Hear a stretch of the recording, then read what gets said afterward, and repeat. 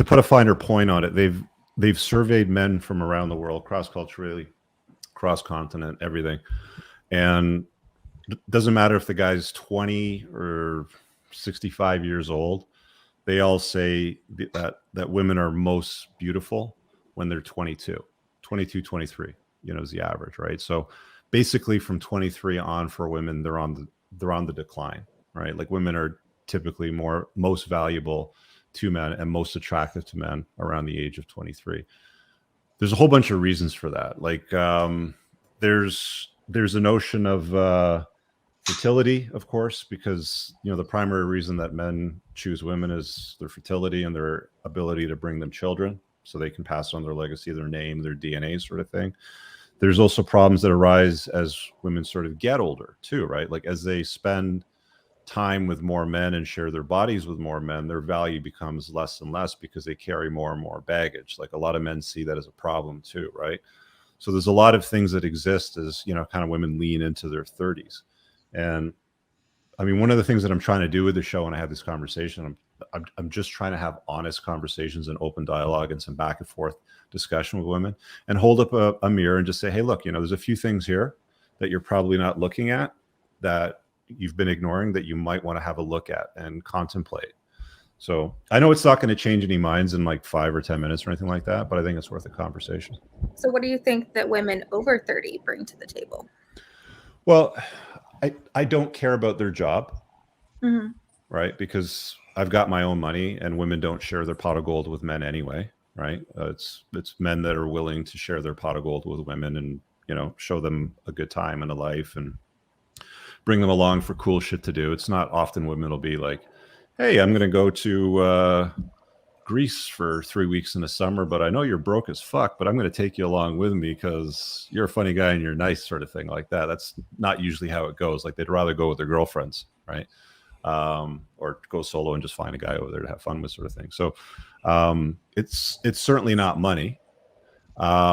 Not being in debt is at least a bare minimum. I mean, if you're 30, then I would expect you not to be in debt. Like I would expect you not to have like a fucked up life and just nothing but a pile of handbags and shoes to show for yourself and stacks and stacks of credit card debt, because your problems will eventually become my problems. So a bare minimum is, having some basic financial skills, right? But I have the expectation that they're feminine, that they're a compliment to my life, that they do things to add value to my life. They ask me questions like, hey, Rich, I see you working on this project. What can I do to help you out, to help, move that along, sort of thing. I look for, culinary skills. Most guys don't cook. So they want a chick that, can show up in their life and, make them healthy, tasty meals and feed them. There's an old saying, if you want to keep a guy around, keep his stomach full and his balls empty, right? It's as simple as that, for some relationships, but there's multiple pieces to the puzzle, but that's just that's two of the big pieces for a lot of guys. Yeah. But those would be the main things, right? Like I'm not looking for funny. I'll do stand-up comedy for funny.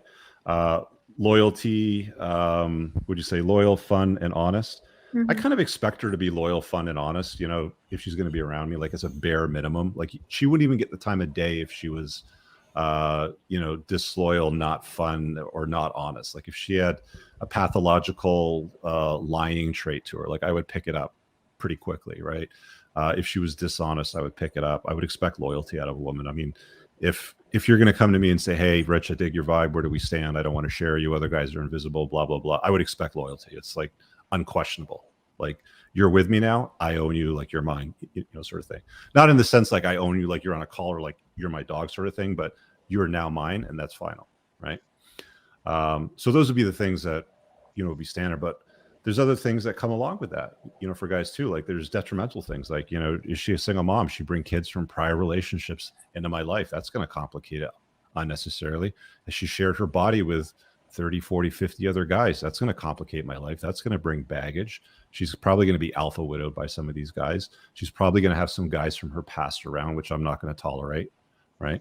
And that's not out of jealousy or out of control. That's like, I drive a nice car. I'm not going to park my nice car in a shitty neighborhood and leave it unlocked overnight and hope nothing bad happens to it.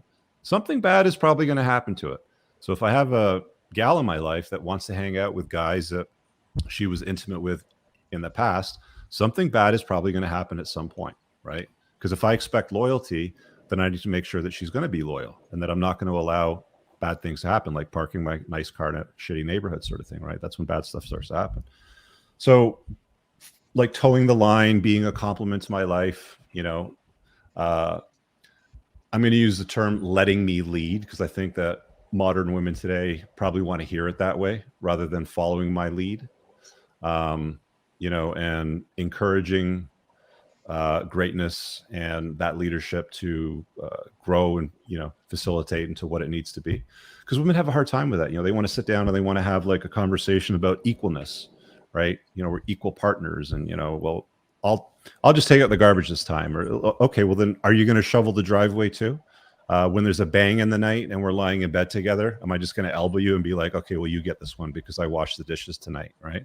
There's kind of masculine roles and feminine roles, and I think that most women out there would have the expectation that the guy would get out of bed and beat the shit out of whoever broke in the house and broke the glass, right?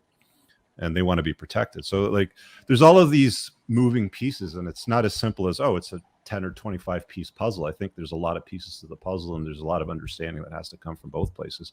And you can have a really, really good relationship with a chick over a long term if you both surrender to your natural roles and accept, you know, what's good for you and what's good for her, and sort of work on stuff together. I really hope you guys enjoyed that clip. If you want to watch the full length podcast, you can find that over here, that clip's from. If you're newer to the channel, make sure you hit subscribe over here, and pin down below in the top comment, you'll find a bunch of useful links to my website, my supplement line, books, and a bunch of other stuff. Have an amazing day. Peace out.